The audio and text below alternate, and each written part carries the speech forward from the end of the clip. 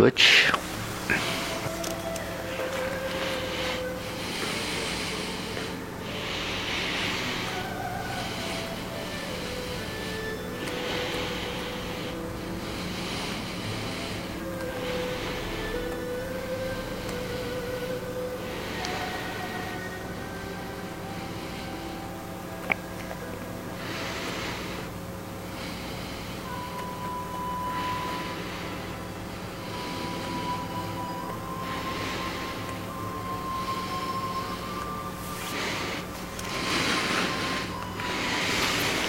Switch.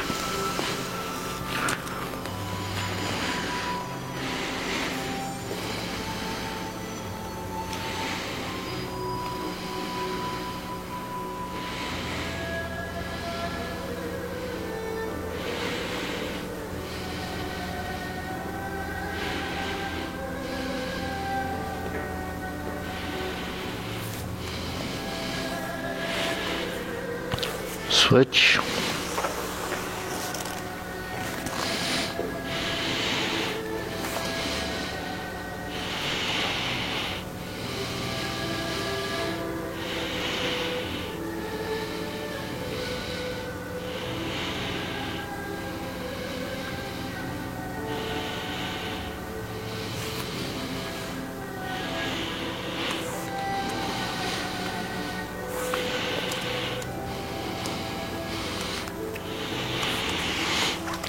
Switch.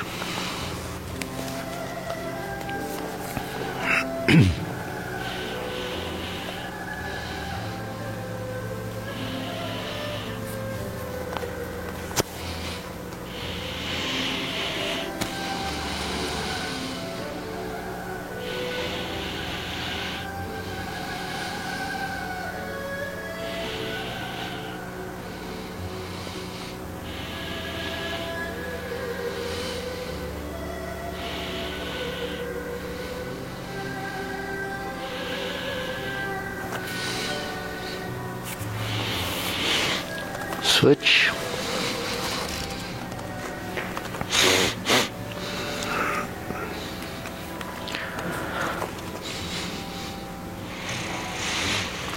Center.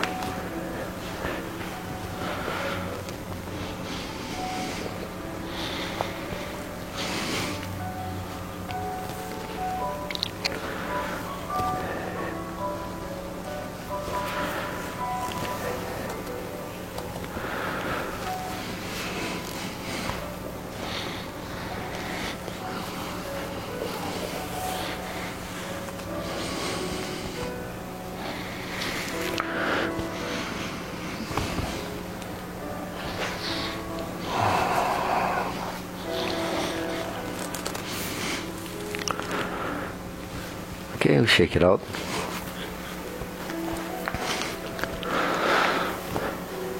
Okay, deep breathing. Inhale. Exhale. Inhale. Exhale. Inhale. Exhale. Okay, shoulder roll.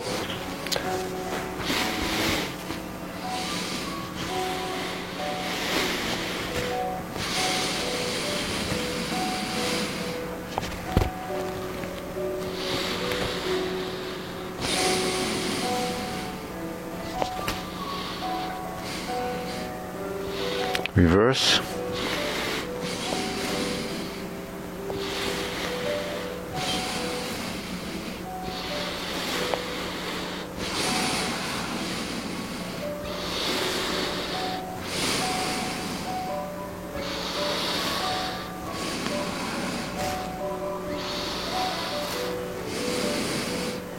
And Sana. Okay, press, release, exhale, inhale.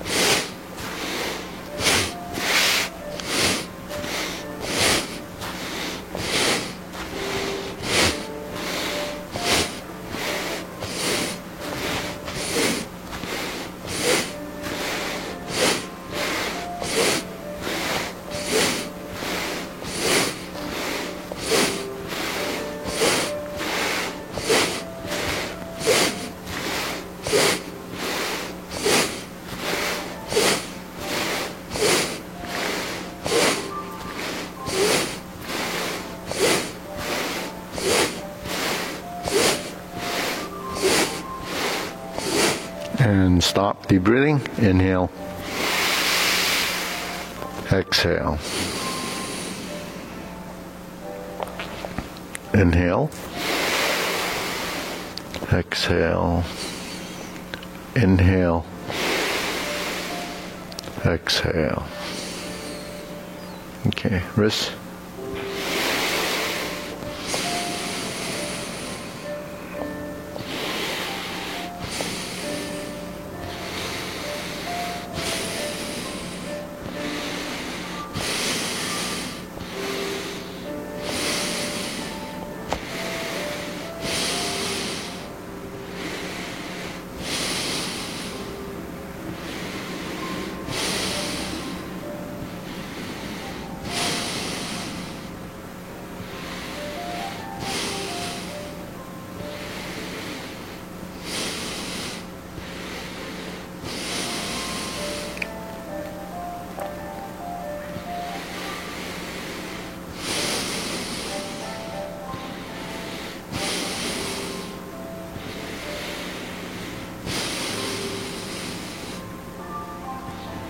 Reverse.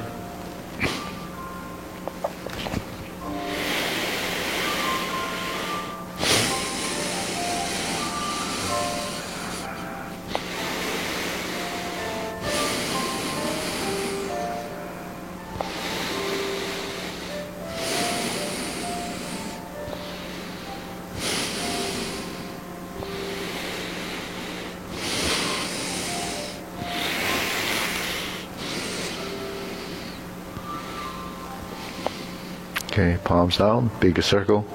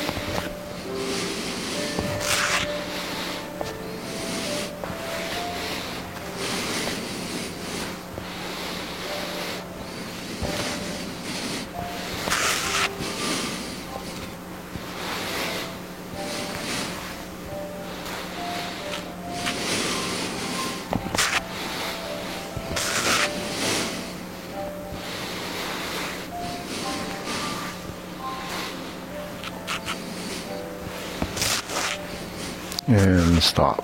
Okay, shake it out. Side to side.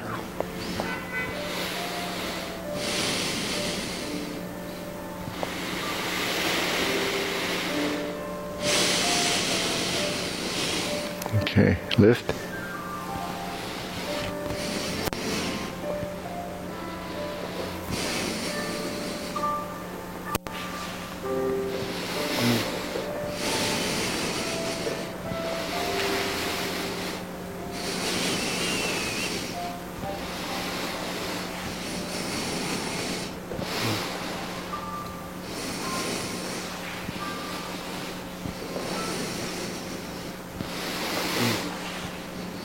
Okay, center, insert the needle.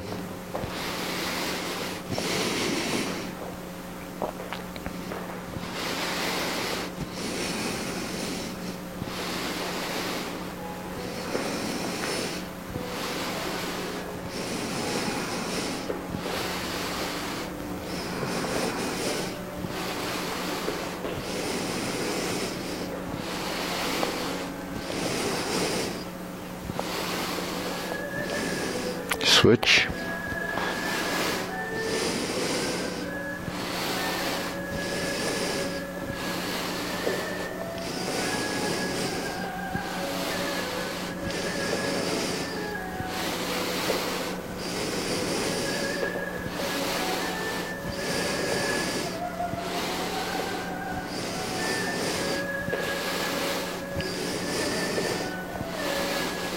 And center. Okay, leg swing.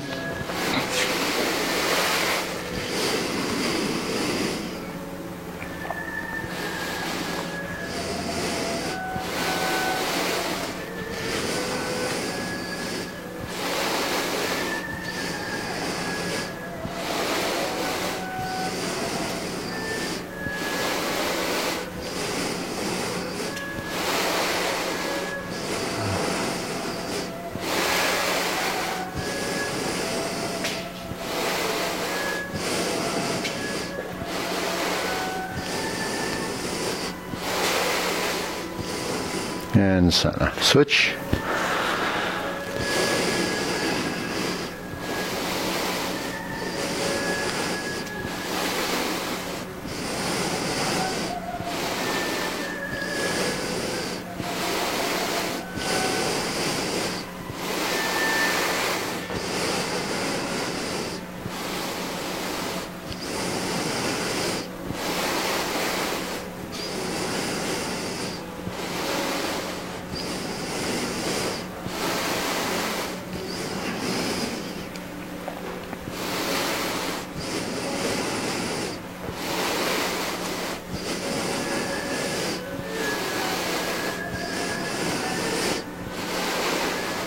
And center. Okay, side to side.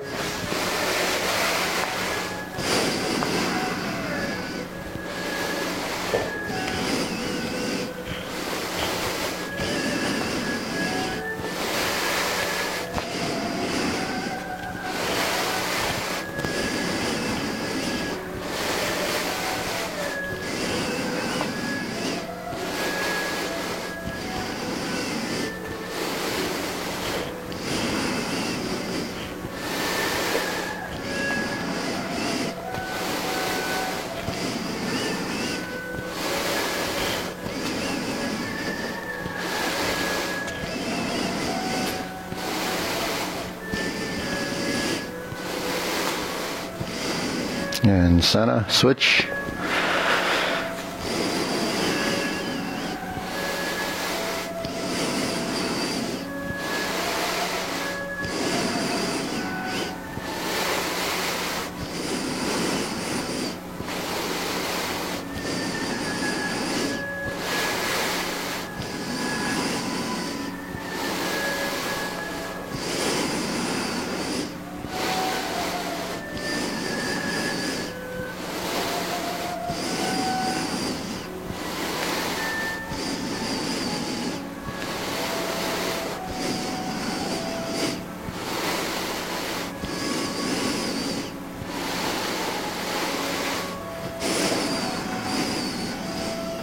And center. Okay, shake it out. Deep breathing, inhale, exhale. Inhale, exhale. Inhale, exhale. Okay, hold the ball. Silk reeling.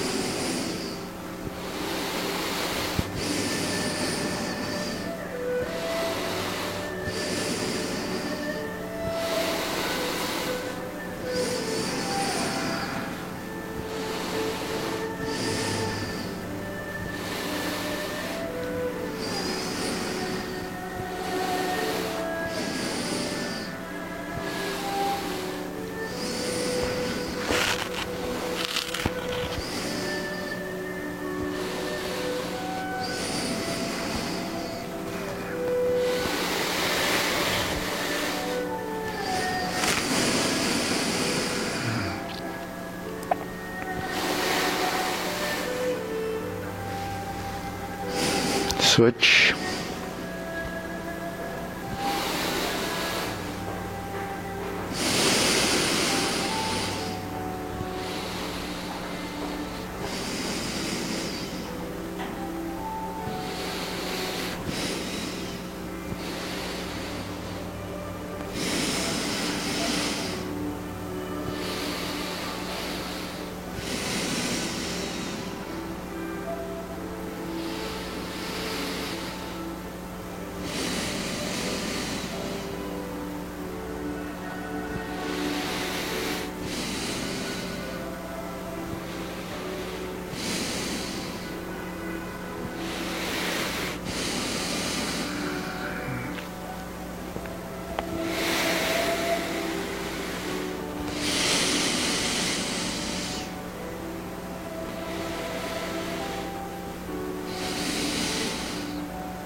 Okay, center cross.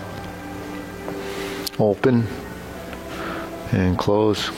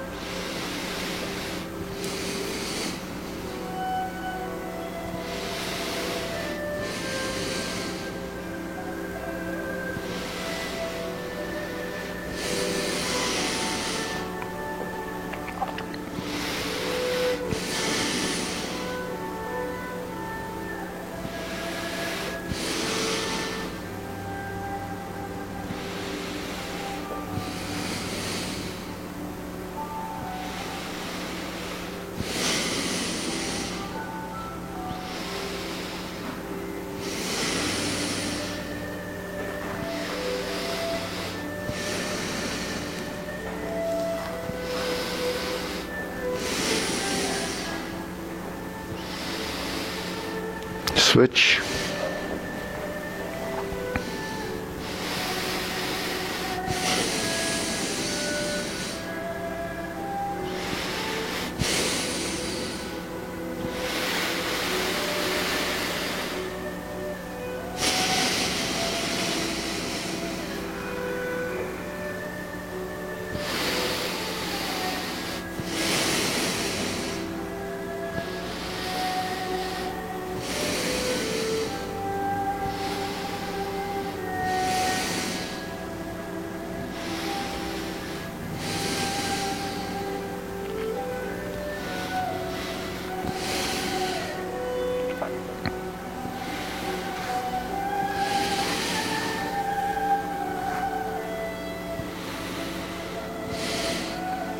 Okay, center, circular movements.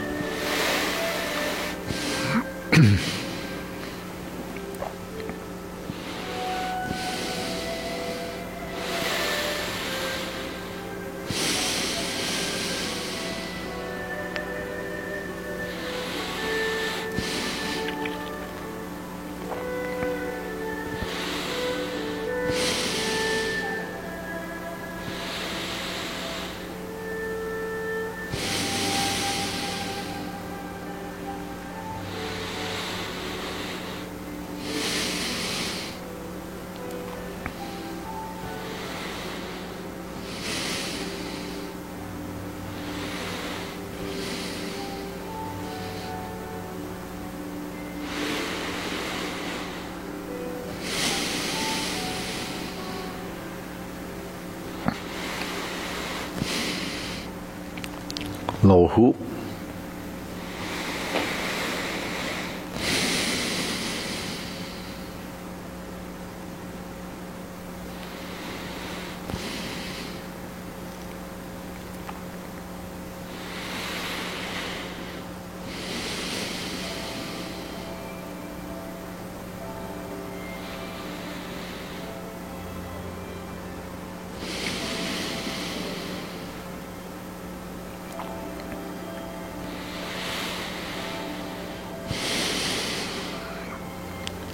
Shoulder height.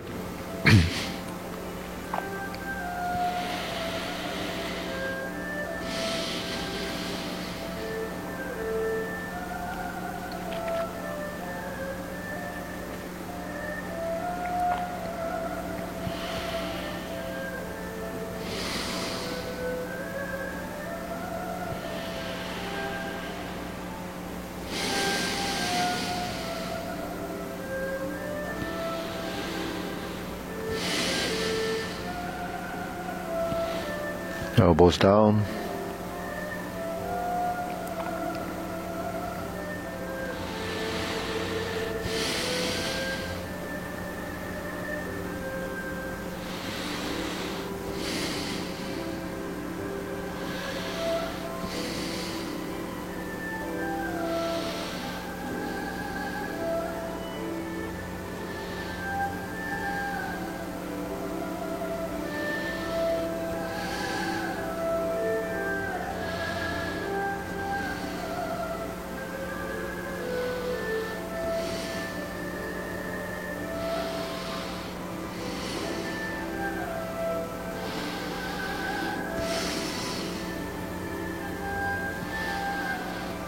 Okay, lower palms down.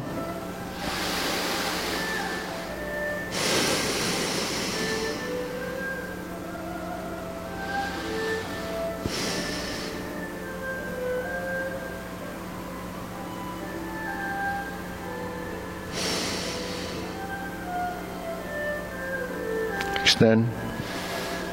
Straighten up.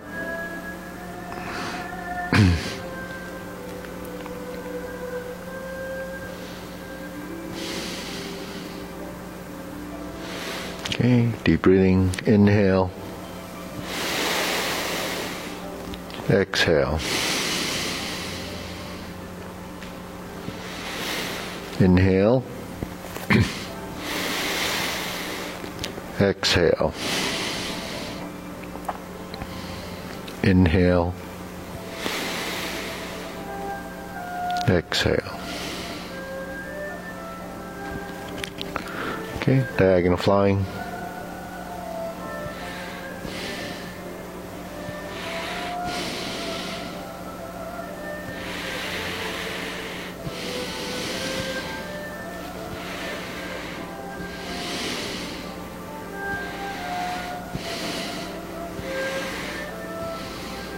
Switch.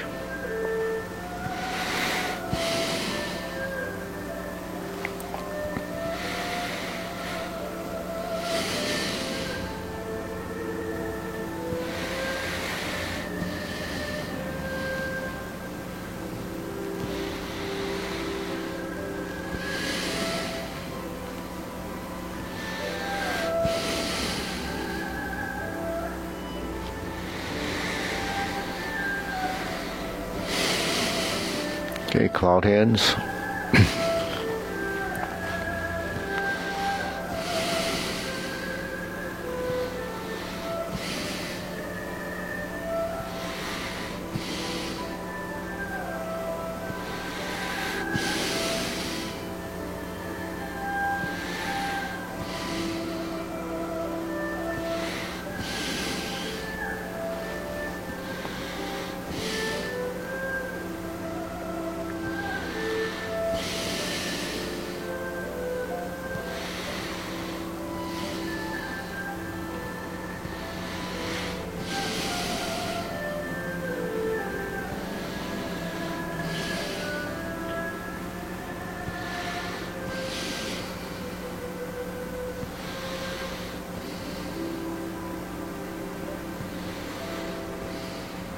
Okay, we'll move to the left.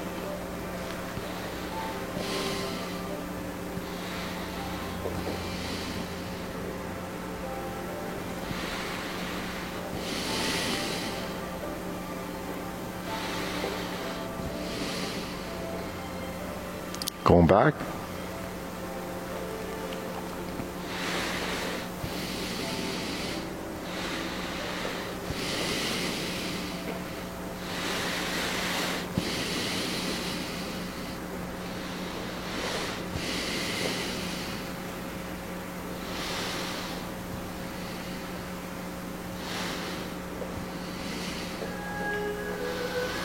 And going back.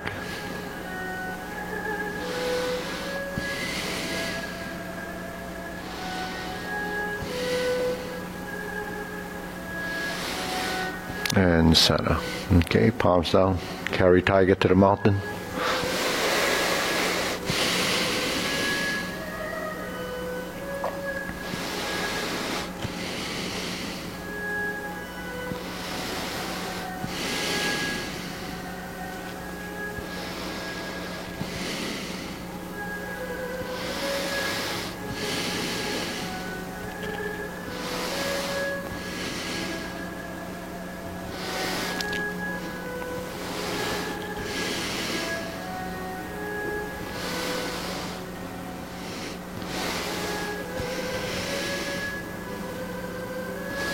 Okay, infinity sign.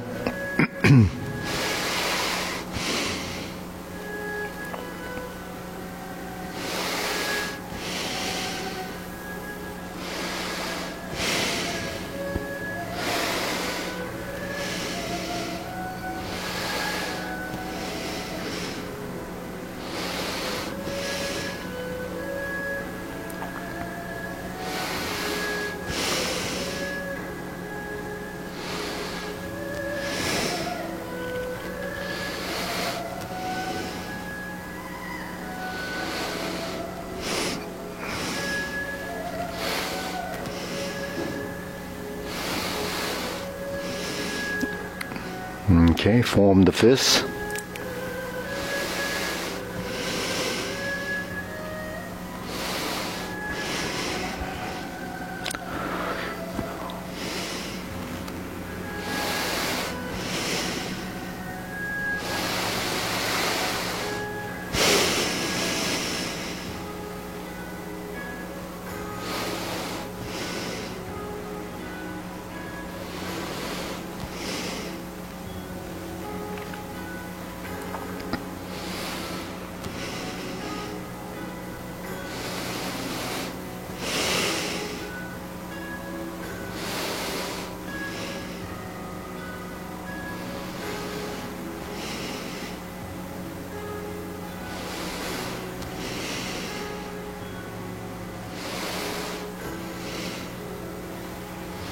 Okay, palms together, strum the lute.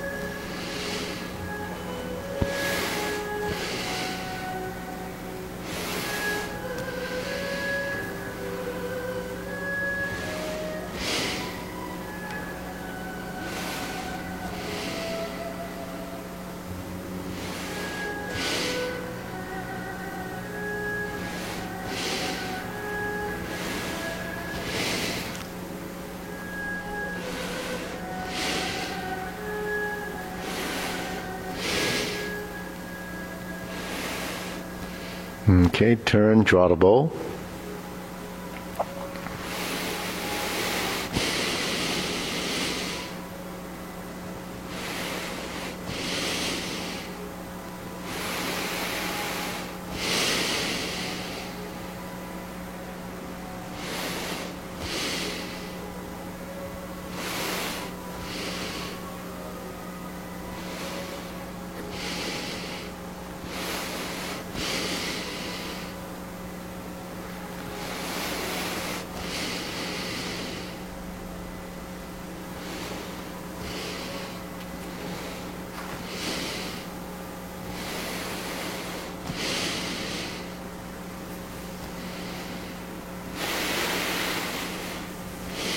Okay, fan to the back.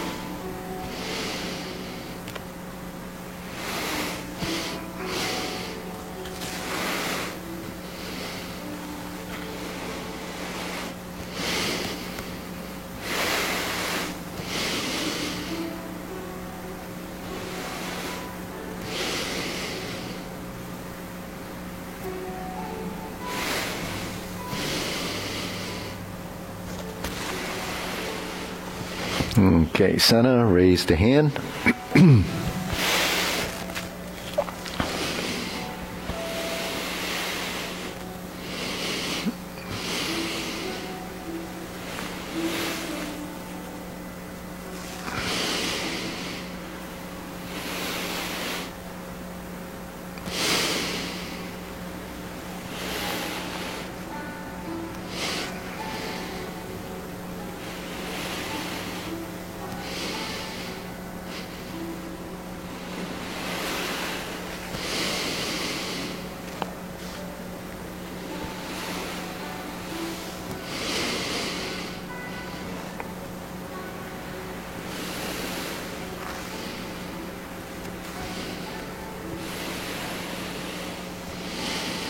Okay, palms down. Inhale. Exhale. Inhale. Exhale. Inhale. Exhale. Okay. So for the last few classes I've been going over the linear form. So the linear form is the way I've been, teaching it and approaching it with new people, but then at the same time, it's a good way of reviewing what you've been doing, just so you can see yourself and understand which posture and where the hands go. So the geometry and position is pretty important. So the first section of the form is the short form, the Tai Chi paradigm form.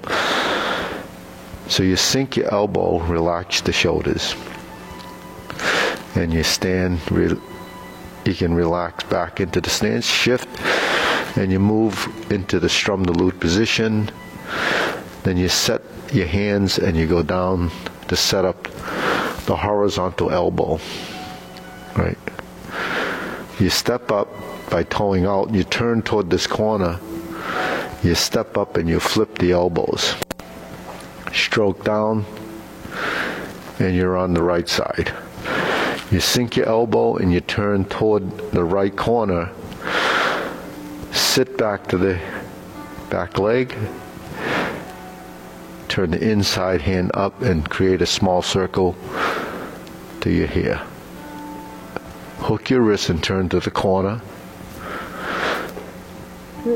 Put the rear foot beside to go directly to the side position. Open by pivoting and gradually bring weight over to that foot as you're moving your hand. Now, during this phase, you make all your minute adjustments in the feet just in case it's not exactly how it would feel in that position. Then you pivot here. Now in the hold ball position, we're like this. Then relax the shoulders. So now your body, let your arms go to this diagonal position, see? Straighten the foot and then slant up for the diagonal flying. Shift your weight, relax this shoulder, move to center, go to the forward press position, shift your weight, step up, come up through center, so it's alongside your forehead, bend from the waist, pick up the other hand, and relax the shoulders. So that's your first section. So if there's anything in there that you have a question on, do you want to go over it? We know the sequence, but one of the things we talk about the vertical elbows. That's leopard and tiger swings the mountain. We talk about the upper hoop, which is really carry tiger to the mountain, or stork flap swings. Cross hands is this, and crossing hands is whenever the hands cross, they're going to expand and then go back to vertical. You turn your palms over and then you press out. So from this position to this position is the push. So gradually, you have points A and B, and then when you get from point A to B, you can go from here to there, and it could be just a physical movement, or you can gradually drive as you rotate your forearm. But rotating your forearm, getting your hands to that parallel position is the square position, and we push forward like that. That's the leopard and tiger springs of mountain. Now those two hand positions, if you look at them, they're pretty much in front of the shoulders. Now if I switch feet to the right side and my hand goes out, that's where grasp the sparrow's tail would be. But you're turning slightly to the corner, so the nose, this index finger, and your knee should be in line. And the reason when you go from here to here is because you're turning your spine to that corner. And if I to revert back and just repeat this, there's the ward off, the roll back is here, and then the push becomes looking for that center. But when you go from right to left or left to right, forward and back, those circular actions are created by the rotation of the spine really creates the right-left movements. So while our arm is doing this, our body's doing this. So it adds circularity to it. It has multi-dimensional change in the movement. So that adds sort of a level of complexity to your movement. The timing all changes, and the passive-active movements start to blend, where you have one driving the other. So what's driving? The spine is driving the movement, and the legs are driving the movement. And the hands and arms are actually just sort of tentacles that are just an expansion of that. So that allows you to use less strength because it doesn't become physical. Physical movement is isolated and it's kind of one-dimensional.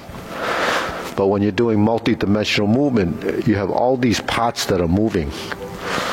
Like any machine, all these parts move at the same time. If one part doesn't move, what happens? You have a breakdown. Something isn't working, so your body's the same way. So you try to move the whole body as a unit. So we call that sort of oneness, harmony in motion, integration of your body. So what are the pieces that we're moving that need to be integrated? I mean, there's many more than we can imagine. But the main ones are the big joints, right? The primary movers, sort of your wrist, your elbow, and your shoulders. So those have to work in harmony. So if we're here and we sink down and we turn, we'll go to the second section of the form, we go to this position. And then we have brush knee. So the turning, when you sink, becomes this, right? And then we turn and brush knee. That's your push. We sit back. Now, instead of going around like this for the second one, this is your first one. You just need to sit back and lift like this. Then we turn, and we turn, and we push. Now you notice when I'm turning here, this is on my center. When I turn like this, I relax my shoulder, and I turn. And then they alternate like this. But when they alternate, you also settle down in your stance. That's sinking. So the hands create a splitting action as you rotate. So you see how this is working? But if we're sinking the elbow, relaxing the shoulder, we have to sink the knee and relax the hip. If we relax the hand, then we have to relax our feet or ankles. So when we're here, now we're like this. So as we start to descend and separate, we begin to turn. So once you separate and you start to go forward, you begin to turn. And then the hands create another separation, which is the hand and this lower hand. One going forward and one sort of settling back to where your side of your body is. So you don't end up leaving it out here, right? It ends up back here. And it ends up back there because we moved into the forward position. That becomes a passive movement. And we turn, and we turn, and we aim toward the nose, index finger, and the knee. So you're not 100% 90 degrees to the front. It's in the frontal direction, but it's relative to your alignment of the body. The nose, your finger, and your feet, your knee, becomes a vertical line, right? So if you notice when we're here, you turn, and it appears you overturn. And in a sense, you are overturning, because this would be square. This is like this. So your spine and everything is turning to align this hand, this line, through here to the back leg. This is going here, but it's not tied to this alignment of your body. So that's something that you have to discover over time, that that's what's happening. And then when you go to the other side, we sink the elbow and we start to turn and spin out. We step up, we turn and spread the hands as we begin to turn, and you push forward, and there you are again. The nose, the index finger, and your knee. You see, so that's brush knee. Happens on both sides, right and left side. So you only have to get two things, right and left sides. Because once you get back to the third one, you're back to the right side. So you really only have, there's only two of them. But you can do 100 of them, but they all have to be identical. So that's what accuracy of movement is, and consistency. So it gets into subconscious. Once it becomes subconscious, it becomes a reflex. So I talk a lot about that concept that once movement becomes, it's called, in martial arts, called no-mindedness, Wuxing. No mind, meaning that you don't think about it, and it just happens. So whatever you learn that becomes a physical action is first consciously learned here with intent. What am I doing? Trying to figure it all out. Then as each little bit becomes ingrained in your system, when the action happens, it actually doesn't require the thinking. It overrides. It just goes between, the wiring between the spine and the muscle, and creates that action. I mean, there's feedback, and it's always a cycling thing that creates, the motion, but you don't have to actually think, because when it comes to reflex, you don't have time to think. It's an action that it's a response. And, one of the reflexes, when you get you hang, I don't know if people still do this, but you get tapped on the knee and that tendon, and it causes the knee to jerk. It's a reflex. So we have reflexes in the body. These are conditioned reflexes. They're learned reflexes. So actually, I'm going to share something with you from what happened yesterday. I got attacked yesterday by a door. So I was going to, where I teach at Wellesley, and I'm going into the field house. There's a big metal door there with an electronic key thing, and I swipe it, and it goes click, and then I open the door and I go in. So I got to the door yesterday. I had my hand there because I got to pull it. Well, actually, I swipe it, then I grab the handle. So when click, I grab the handle, and I'm ready to pull it open and go in. Well, simultaneously, some guy, one of the guys that worked there, pushed on the door just as I pulled. And this is a heavy metal door. So it went, and I went to pull it, and then the door came at me. So I didn't let go, and I didn't lock up.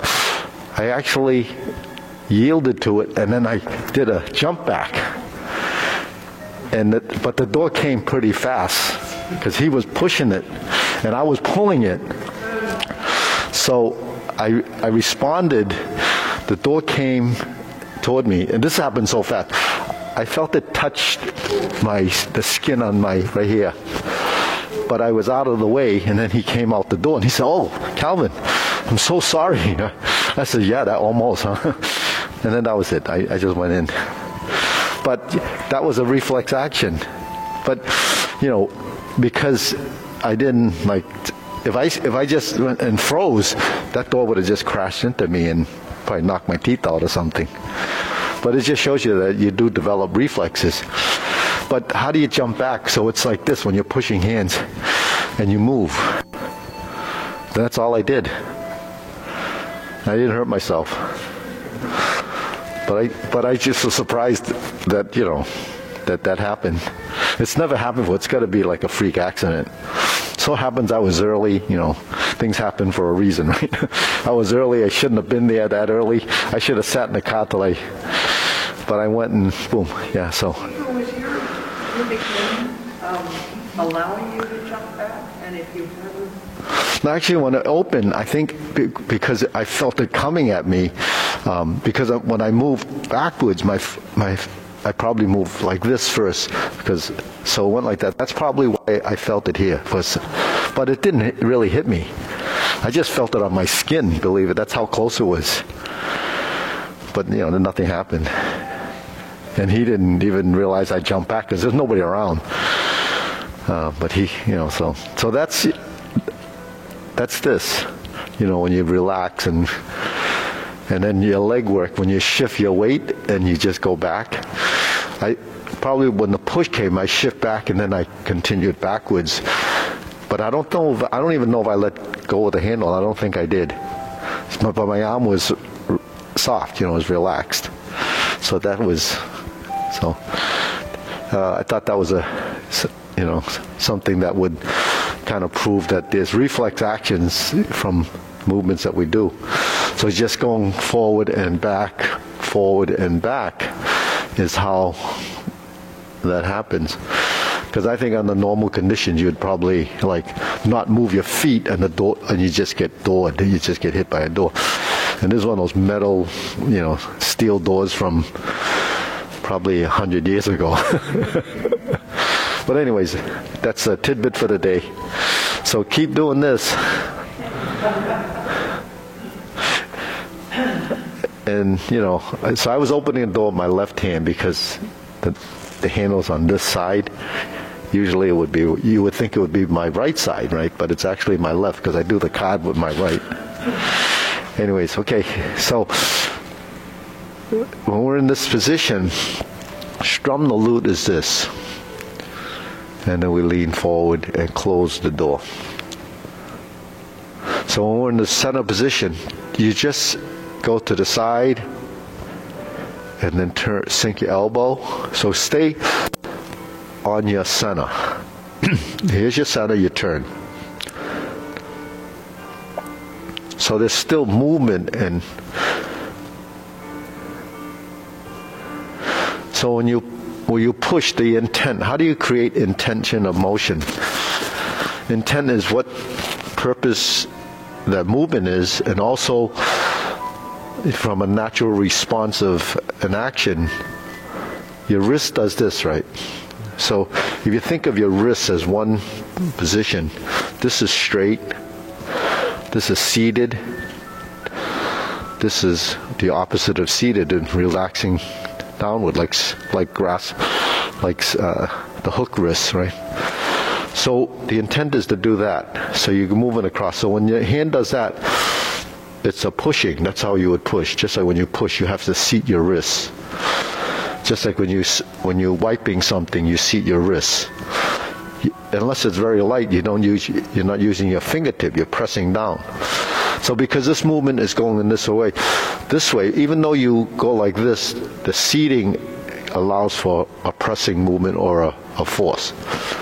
But the force that you create this as an intent also creates structure, integrity, and direction here. That's something that you'll discover and feel as you progress. But the thing is, when you go like this, and you say, well, what's the difference between this and just going across like this? The difference is when you go like this, then the strength is this way. And when your hand is like this, then the natural tendency for the forces to go in that direction. You see what I mean? Just like if I go like this, when I sink back, now my force is like this.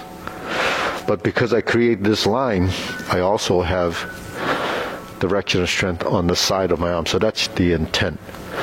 So the intent has to do with the feeling of what strength you're using and how you're using that strength. So learning to use your strength is one of the, parts of this learning. How do you use no strength? How do you use excessive strength? And what is excessive strength? You don't want to use excessive strength. And, so that's determined by understanding. So when we speak of understanding strength, that's the idea. So we're learning how to use our strength constantly. What's gentle, what is solid, what is circular, what is spiraling, what is turning. So using your strength, like I talk sometimes about when you drive a screw, you push and you put force forward. And then you twist, and there's a rotation, right?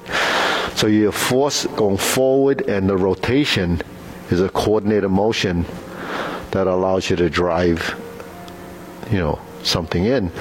And then on the outs, going backwards, you have to use gentle movement. You don't pull back. You can't pull out the screw. You have to turn, and your response to the screw coming back is the force that it creates on the back out. And then you can stay on it. Otherwise, you'd be disconnecting. And every time you turn it, it's not going to do anything. You have to turn and respond and stay with it. Now, that's something that you learn that. You don't really know that from...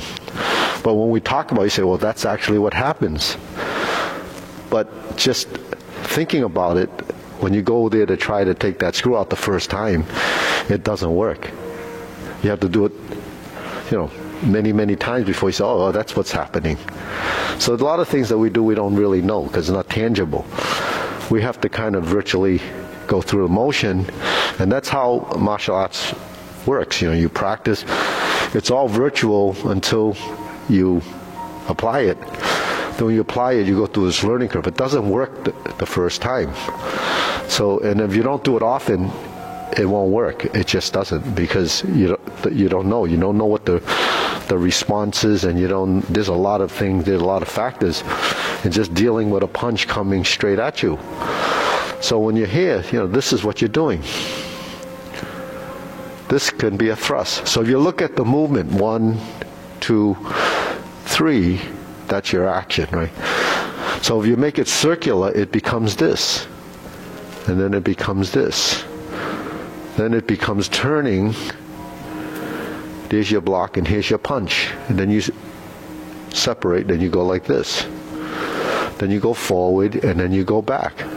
So between the forward and the back is an exchange of right and left. The exchange of right and left becomes this. Right? But because we're not paying attention to that transition, what happens there, we're only focusing on this and this. So this becomes one isolated movement. This becomes the other movement. But in reality, when they work, it's always a give and take.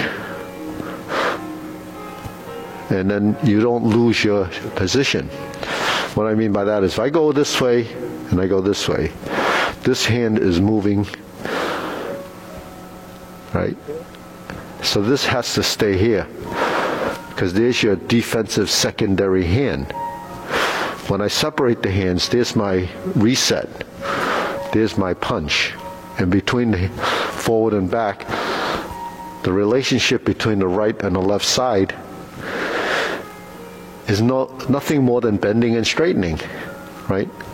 If I bend this and I straighten this one, I bend this one, I straighten this one. I bend this one, I straighten this one. Or bend this one and straighten this one. Or they alternate, right?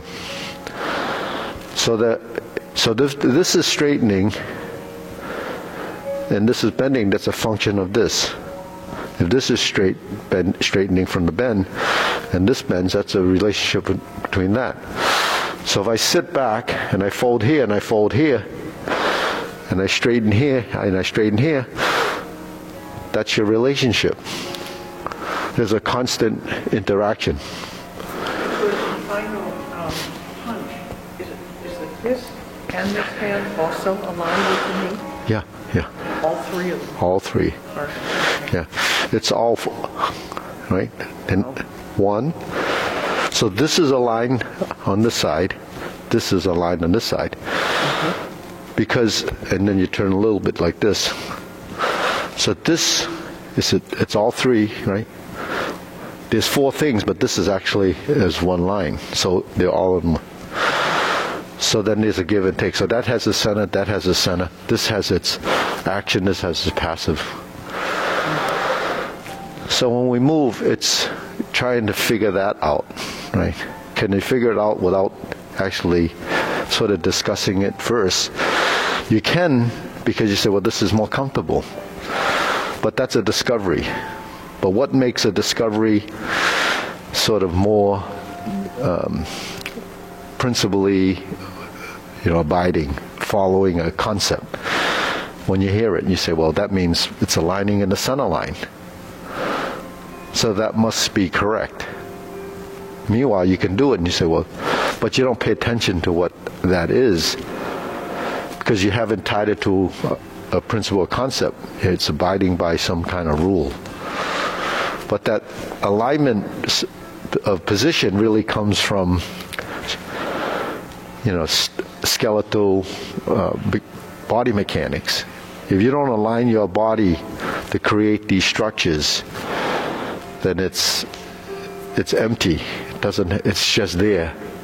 But without the structure, then you don't have the benefit of it, the benefit of knowing.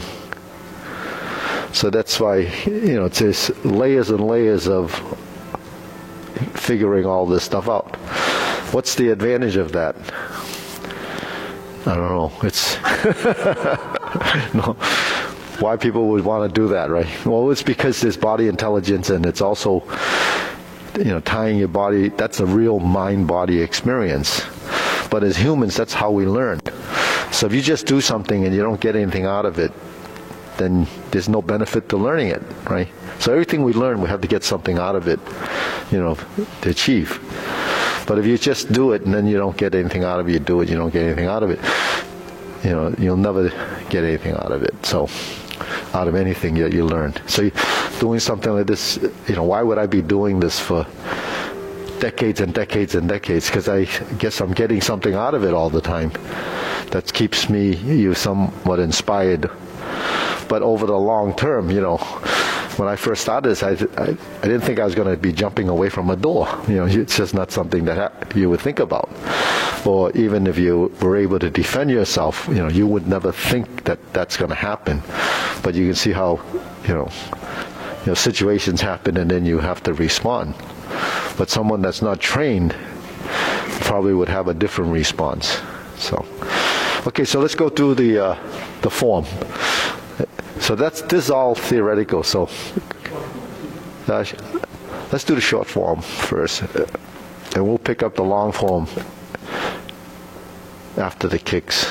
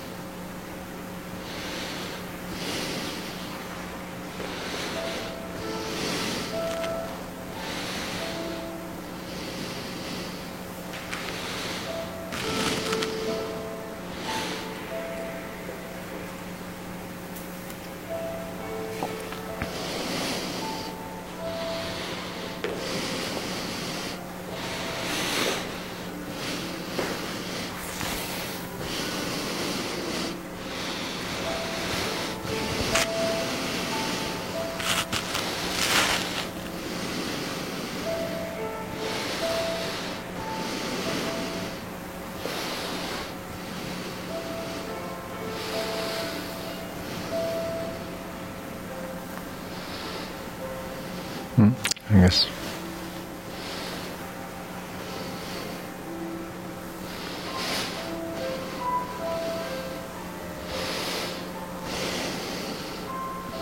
Carry tiger to mountain, raise the hand, bend from the waist,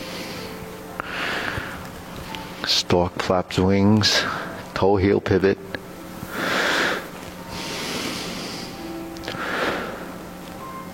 grasp the sparrow's tail,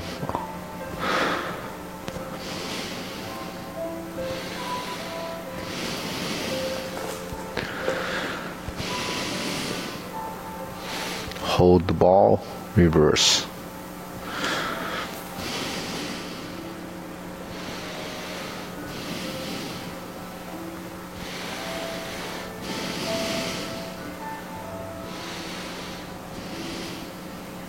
Step up.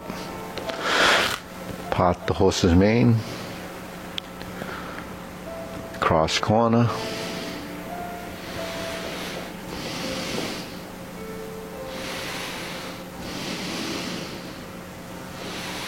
Good. Cross corner.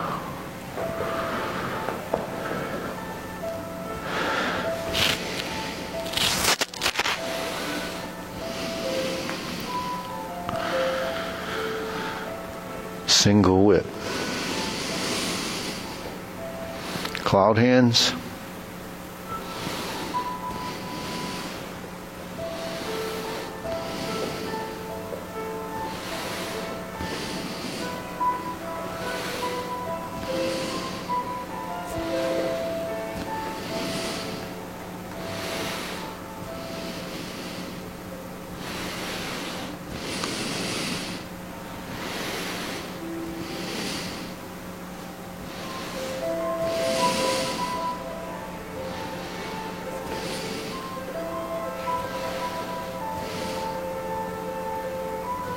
Okay, deep breathing. Inhale. Exhale.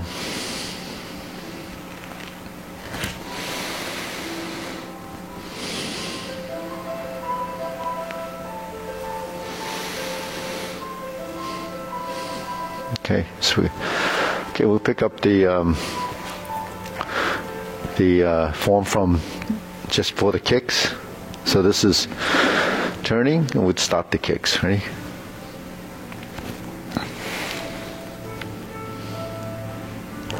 Right instep kick. Left kick.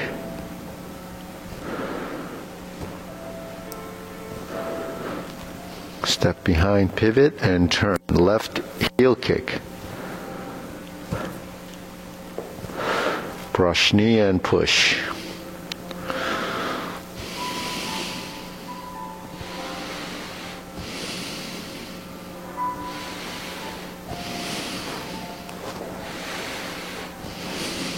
And then step up, planting punch.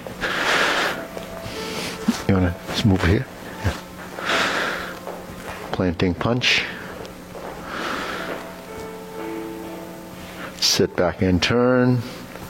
Parry and punch. Step up. Just like the first one. Same hand movement. Flip the hands, fold. Swing around, cross behind, beat the tiger,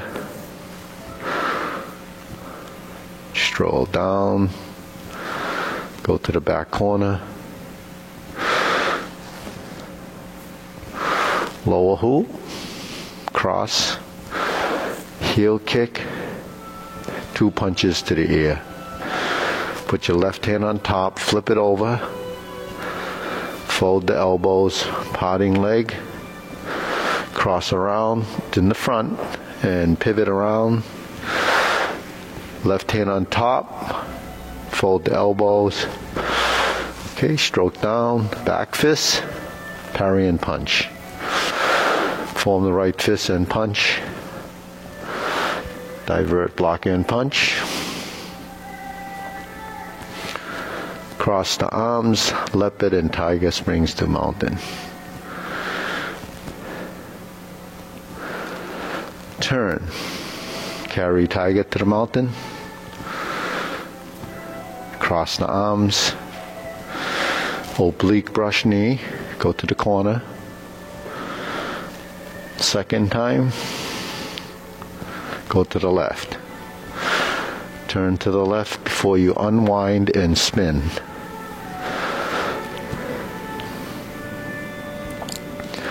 Right side grasp the sparrow's tail, do oblique. Typically oblique, but we're just going to pass through to the front so we can hold and reverse the ball. Right side diagonal flying. Part the horse's mane 5 times.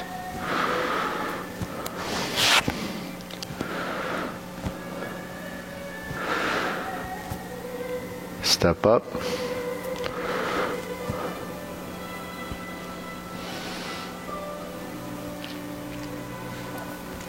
Step up.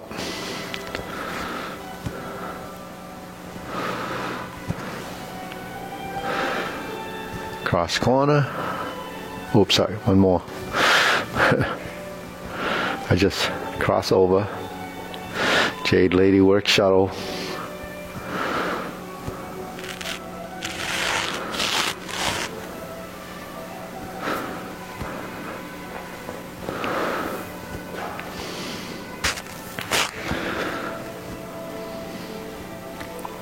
Stroke down.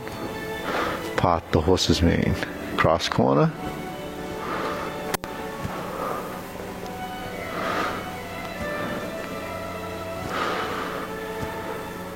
Turn.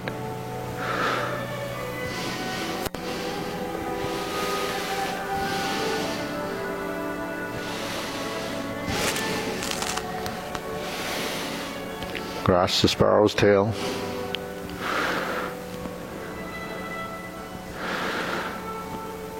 Hook your wrist.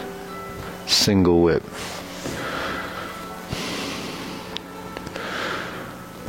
Okay. Cloud hands, second time.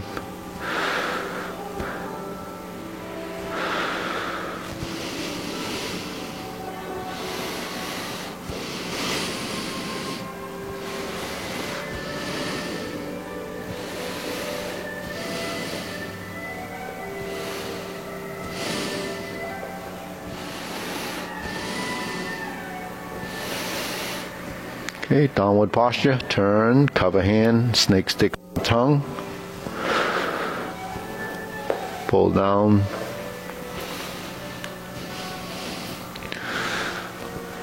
Go in cockroach stance on one leg.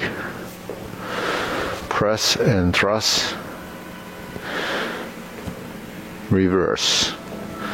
Repulse the monkey.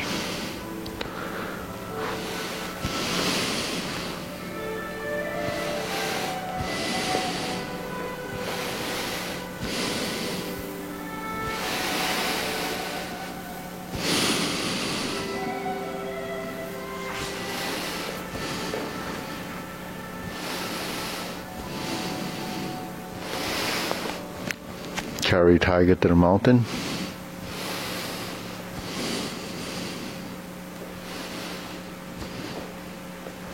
Hold the ball.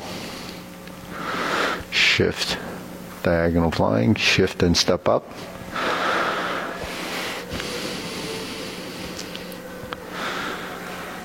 Bend from the waist. Stork flaps wings.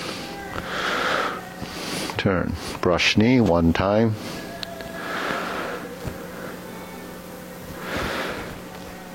Insert the needle. Fan to the back. Turn. Stroke down. Parry and punch. Step up. Punch. Divert, block, and punch. Step up, grasp the sparrow's tail.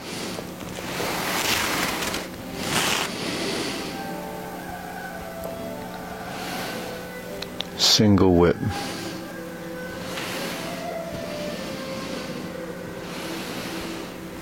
Okay, cloud hands, third time.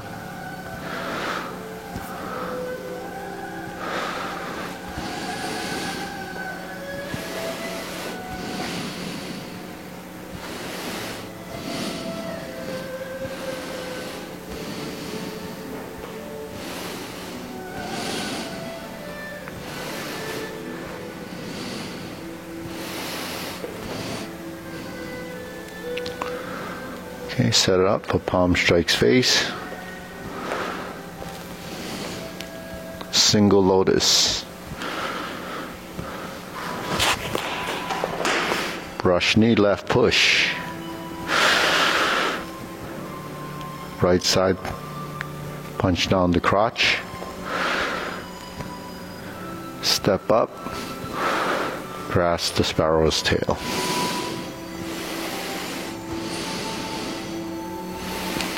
Single whip. Second downward posture.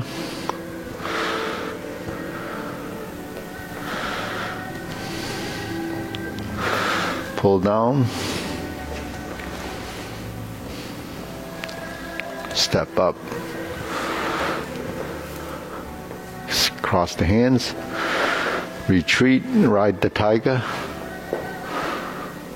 Palm strikes face. Turn. Double lotus. Draw bow to shoot tiger. Step up. Palm strikes face. Turn. Parry and punch. High pat the horse. Step up. Grasp the sparrow's tail.